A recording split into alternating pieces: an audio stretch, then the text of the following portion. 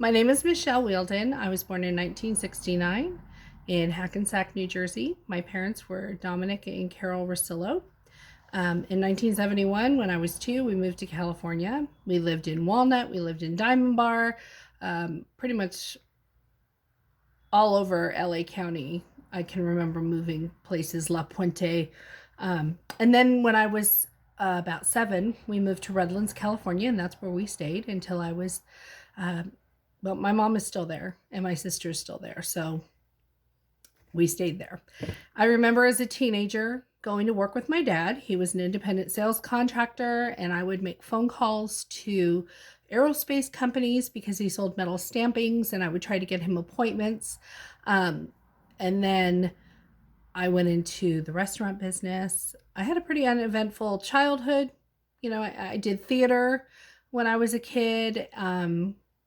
The most exciting thing I think that happened to me as a teen was my senior year in high school. My sister Regina gave birth to my nephew Joshua. And even though I have 2 kids of my own and she had 2 kids after that, I think that's probably the most excited I've ever been for a baby to come. And only because I think it was the first baby. He was the first grandbaby, and it was I was a senior in high school. He was born on New Year's Eve, and I remember bringing all of my friends from a party to the hospital to look at Joshua. And we all stood there in the hallway, and I just was in love with him.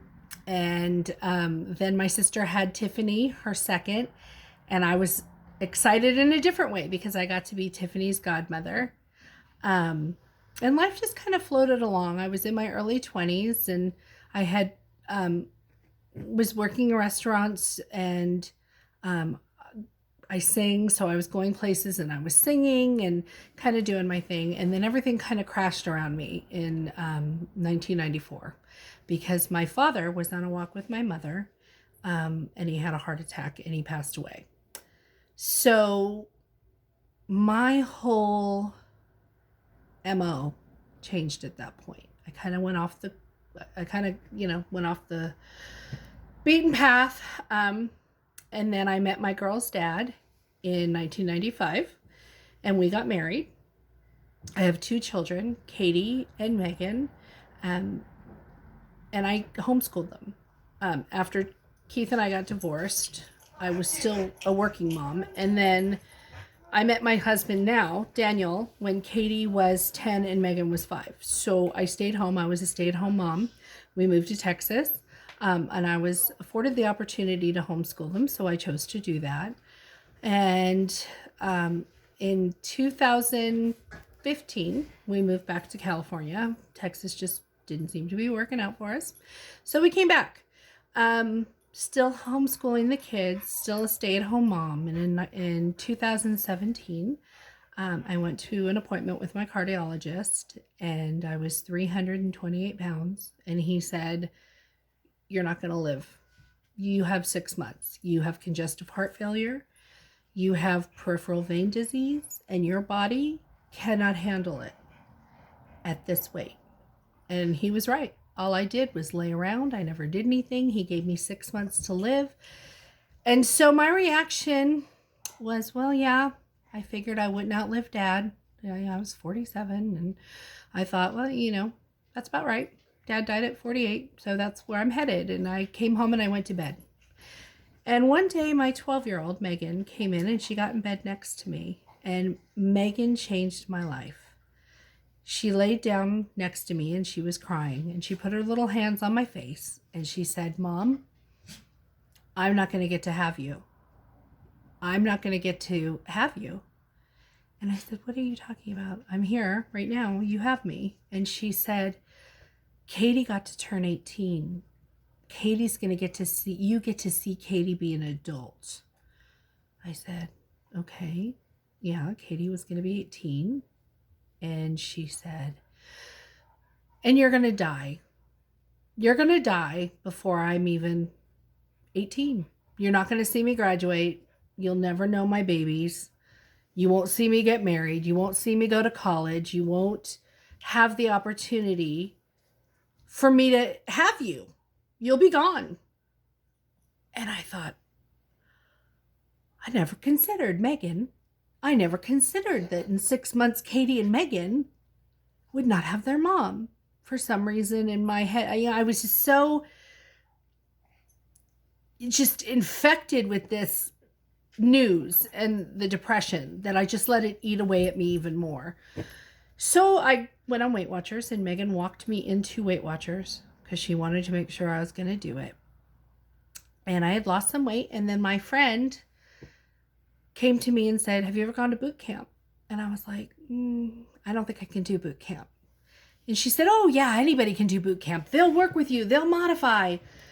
So I said, okay. And I went with her to Fit Body Boot Camp in Lake Elsinore. And the first time I was there, I'm a little embarrassed by this, we were planking to warm up. I mean, we were warming up and I fell over. And I was so weak and so fat. I just laid there like a slug. I couldn't get up.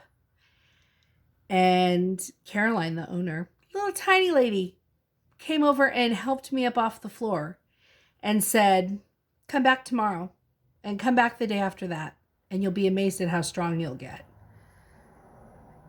And I just thought, okay. And I did. And I came back. And it's 2 years later. And I'm still here. And I've lost 80 pounds. And I'm still going. And it's a long process. But it got me healthier. And then in July of 2018, I thought, I really want to go back to work. Katie was 18. Megan was getting to be a teenager and didn't need me as much. So I went and took a temporary part-time job because I hadn't worked in so long. Nobody was going to hire someone with that kind of a gap in their resume. And I took a job at an acupuncture clinic as a receptionist. It was temporary. The regular receptionist was off having a baby, and she planned on coming back, with the new year in January. So I did that. And it was good. I felt like I was getting my feet wet, and I continued to go to boot camp, and I continued to homeschool Megan. And then I went to a place called On-Site Storage Solutions in January 2019. And it was okay. I was good at it. We sold shipping containers. And I mean, those big shipping containers that come over from China, and they have all kinds of dry goods in them. And I was good at it. I mean, I was the top salesperson almost every month. But it wasn't doing it for me. And so I had started to get a little sick again because it was full time and it was kind of draining. So in September, the doctor said, you're going to need to take some time. And while I was taking that time, I thought, it's really not where I want to be. It was a great experience. I have nothing against the people there. It just wasn't what I wanted to do. I mean, this guy lives in a big old house in La Cresta, and I'm living in a double wide in Wildemar, and he's making money off of me. And suddenly, for the first time in my life, it occurred to me that people are making money off of me. But I didn't know what to do about it. So I left that job and I went to work for an insurance person, and they hired me as their administrative assistant. And I thought I was doing really well. And about a month later, he came to me with his wife and he said, I got to let you go.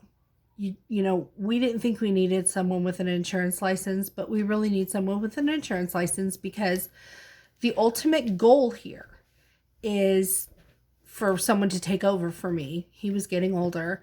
And his wife said, it's got to be somebody who's already out there doing it. Essentially what they said was I didn't have what it took to sell insurance.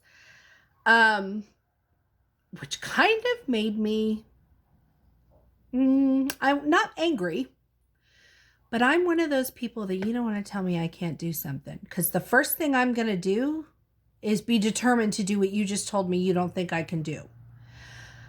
I'm waiting for somebody to come up to me and tell me that I can't lose 100 pounds. That might be what I need. Anyway, so I am jobless. And I've never been let go from a job, ever. And I'm just floating along. And I thought, I'm going to get my insurance license. You know, this guy told me I can't do it. I'm going to do it. So I started looking at schools online. Very expensive. Like $350 for the classes, plus you have to pay for your books. And I talked to my husband and, I'm like, Dan, can you help me? Can you pay the $350 plus whatever it is for the books? And he's like, well, we're going to have to wait till, I get my bonus in December, because it's not like we had that kind of money just sitting around. And I said, okay. And I was kind of antsy. I didn't like the situation I was in. And so I was going to the nail shop one day to have a pedicure. It's a nail shop that I've gone to for a while, actually, since they opened, and they were so kind. They knew I was upset, and they invited me to come in and have a free pedicure just to make me feel better. And nobody had ever done that for me before, I have to say, and it was pretty nice. And I went in, and as I was leaving, the owner, Nancy, said, "Are you still looking for a job?" And my first thought was, I don't know how to do nails. And I said, yeah. And then she said, oh, you know what? I have a friend, the lady who does my insurance. I've known her for a long time. She's hiring.